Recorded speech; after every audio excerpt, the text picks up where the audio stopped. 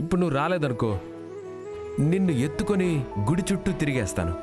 అప్పుడు 3 కాదు 33 ప్రదక్షిణలు చేయాల్సి ఉంటుంది. ఏంటి, చేయాలా? వద్దులే బాబా.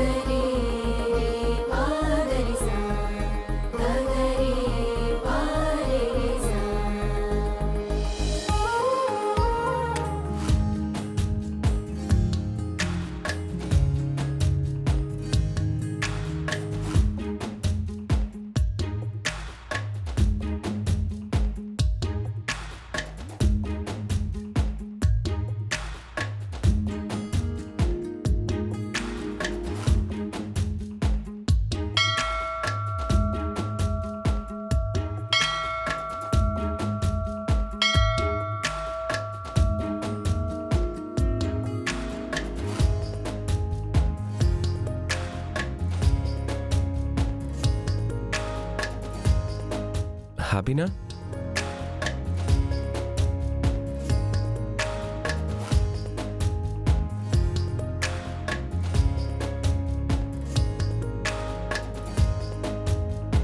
నేను ఇప్పుడే వస్తాను. చాలా ఆనందంగా ఉన్నట్టును. నిన్ను గగన్ చాలా ప్రేమిస్తున్నట్టున్నాడు. అవును, ప్రేమిస్తున్నాడు. కష్టపడి ఆయన మనసులో చోటు సంపాదించుకున్నాను. నీకులా ఒకరి ప్రాణం తీసి సంపాదించుకున్న చోటు కాదది. హే, ప్రాణం తీసి చోటు సంపాదించుకోవటం అంత తేలిక కాదు.